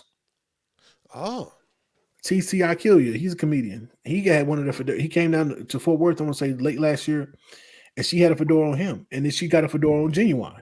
Okay. So these popular figures that are known, so wearing the brand, that helps get that's what helped do it, because it's like, oh shoot, yeah, it's hot now because T.I. wore it, or Genuine wore it, or exactly, or so wore it. You know what I'm saying? We wear it. People are like, okay, well, you the everyday consumer. Yeah, you got it on, but it's cool. It looked nice, but then as soon as a Jeezy or a T.I. or DC Young Fly wear it, they be like, oh man, I gotta get it now, bro. I know you had it, man. I just know it's cool. Now, yeah, that's the thing. It's cool now. Right now, people are like, we'll go broke trying to buy clothes that we know we can't afford. Man. It's like, why not go broke supporting your community, right? Like me right now, this shirt I'm wearing, you can't see it too much, but it's I think it's Paul Daniels. I'm gonna go ahead and throw it on there. I love Paul Daniels, man. A lot of their clothing, they're perfect for my body type. I'm more of athletic. I slim down and stuff, so but I love their clothes, man. It looks good. Yeah. It looks pro. I like to wear it on dates. Girls be like, "Oh, you look good." So like, yeah, a little something. Hey. Oh, by the way, it's black on. You ain't know that? Hey, like my boy Marcus would say, he always says, I do what I can when I do what I do. man, but let's gonna go ahead and wind it down. Yes, sir. It's been a good convo, man. I enjoyed it. Great conversation, man. Great conversation. We're going to do it again. Definitely. We're going to do the next one on your channel, I believe, right? Yes, sir. Yes, sir. Okay. So I'm going to set it up. Yeah, I was going to say, what do you got for your next video coming up? What do you got planned, man? So I've been wearing all these different scents from Chris Collins. Word of Chris Collins. He's the cologne, man, and it's an expensive cologne. It's basically, he's up there with the creeds up there. You know what I'm saying? As far as the level of ingenuity in the cologne, you got your top notes, heart notes, and base notes. Yeah. And I would have been feeling it, man. And some of them at first, initially, I didn't know how to take them because the top notes would be a little different. It's like I don't know if I like that. Then later on, it mellows out. It's like, oh, okay, that's hidden. That's hidden. So we got some of the little clone things that they have in the mall to spray on. We got that. So I'm gonna set that video up. I recently did the Ivyee by Four Sisters. Did that video, man, and I had fun doing that video, man. Yeah, I had fun doing. I was out there with all them fine black women. You know what I'm saying? And say, hey, get close. What do you think about the way they smell? They were like, oh, it smells nice. I even got a couple hugs, man. So I was feeling real good. Okay, yeah, man. I'm gonna put a ticker up for Chris Collins because I bought some of their stuff. I bought the sampler. I think you bought the sampler too. Yeah. I bought the sampler, and I got to tell you, man, I'm going to do a review on it later on. Honestly, I wish I like things that I'm not too versed on. I want to get someone else in to do it. Yeah. I would love to be able to get Samuel Jackson to do it. Not Samuel Jackson. Kevin Samuels. Kevin Samuels to do it. Samuels, okay. Yeah, man, because he always, I watch his videos. He always talks about scents and stuff and candles and cologne. So I'm like, I would love for him to do it, but I mean, I'm just man. If you could get Kevin Samuels, I think your channel will probably get like 2,000 subscribers like immediately afterward. I wouldn't be ready for that. But Chris Collins, 2,000. So they got some great stuff, man. Man, like that Dance. I think it's pronounced Dance Sawaa. Dance Sawaa. That's the one you like. DANSE. I like that one. I like Vide Comium. I like that one, and I like Tokyo Blue. Oh, Tokyo Blue's good. Mine. I like the Renaissance, man. I'm not a big fan. At first, I thought I liked it. It was up there at first, but then I didn't. Sweet Taboo and African Rooibos knocked it out the park. I was like, yeah, these are hitting for me. For me, they hit harder. Yeah, man. So, I mean, you gotta worry about things, but yeah, I get it, man. My next video I'm working on is the Figures Wireless, the phone service, not the phones, but the service. That's what I'm gonna focus on. I respect, man, because I did a video on the service. People asked me about it, and I had my opinions on it. You know what I'm saying? Man. So shout out. I'll be looking forward to that video to see your take on it. You know what I'm saying? So you guys make sure you subscribe to my man Black on World. Oh, definitely subscribe to MyBlack Univ3rs3, man. Shout out to K Lamar. We appreciate both your platforms. Hey, we appreciate y'all for supporting. Like we do this for the collective group. It's not for us. It's not for me to get either one of us to get shine and like we the head Negroes in charge. We do this for the future. Exactly. That's what it is. That's what it's all about. So, all right, y'all. Peace. Peace. Black empowerment.